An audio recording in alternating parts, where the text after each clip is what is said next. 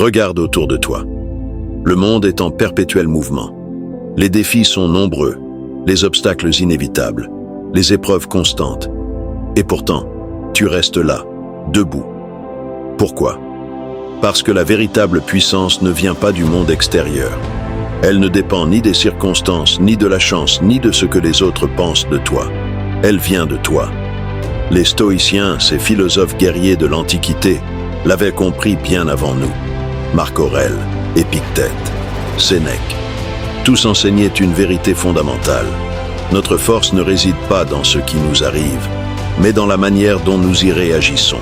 Tu es plus puissant que tu ne le penses, car rien ni personne ne peut contrôler ton esprit, sauf toi. La seule chose que tu contrôles, c'est toi-même.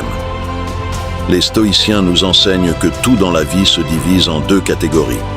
Ce que nous contrôlons et ce que nous ne contrôlons pas. Le monde extérieur, les critiques, les échecs, les injustices, tu ne les contrôles pas. Mais tes pensées, tes réactions, tes décisions, elles t'appartiennent. Épictète disait, « Ce qui trouble les hommes, ce ne sont pas les choses, mais l'opinion qu'ils en ont. » Autrement dit, ce n'est pas l'échec qui te brise, mais ta manière de le voir. Ce n'est pas la douleur qui t'affaiblit, mais le sens que tu lui donnes. Tu veux être puissant? Apprends à ignorer ce qui échappe à ton contrôle et concentre-toi sur ce que tu peux maîtriser. Ton attitude, ta discipline, ton esprit. La douleur est inévitable, mais la souffrance est un choix. La vie est dure. Personne n'échappe aux pertes, aux déceptions, aux échecs. Mais les stoïciens nous rappellent que la souffrance naît de notre attachement aux choses extérieures.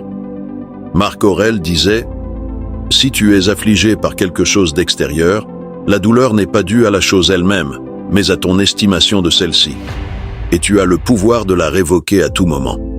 Tu échoues. C'est une leçon, pas une condamnation. On te critique. C'est une opportunité d'apprendre, pas une attaque personnelle. Tu perds quelque chose. Rien ne t'appartient vraiment, sauf ton esprit.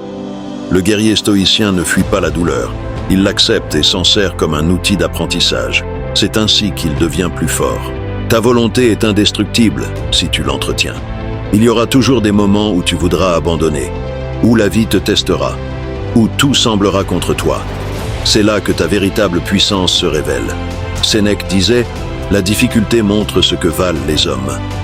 Les tempêtes n'écrasent pas les esprits forts, elles les forgent. Tu veux devenir inébranlable? Alors, discipline ton esprit. Répète-toi chaque jour que rien ne peut t'atteindre sans ton consentement. Pratique la gratitude, même dans l'adversité.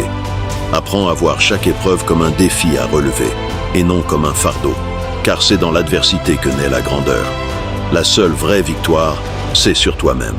Beaucoup cherchent le succès, la reconnaissance, l'admiration des autres. Mais les stoïciens savaient que le plus grand combat est intérieur.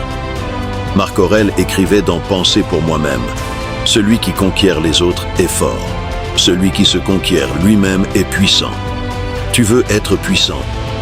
Alors dépasse-toi, réveille-toi plus tôt. Fais ce qui est difficile plutôt que ce qui est facile. Fais face à tes peurs au lieu de les fuir. Choisis la discipline plutôt que la distraction. Car la seule chose qui te sépare de ton potentiel, c'est toi-même. Prouve ta puissance, non par des paroles, mais par tes actes. La vraie puissance ne se crie pas. Elle se démontre. Ceux qui contrôlent leurs émotions, qui affrontent la douleur avec calme, qui avancent malgré les obstacles, ceux-là sont invincibles. Aujourd'hui, choisis d'être puissant. Pas en cherchant l'approbation des autres. Pas en évitant la difficulté. Mais en devenant maître de toi-même. Car tu es plus puissant que tu ne le penses. Et il est temps de le prouver. Si cette vidéo t'a motivé, n'hésite surtout pas à liker et à t'abonner pour d'autres vidéos similaires.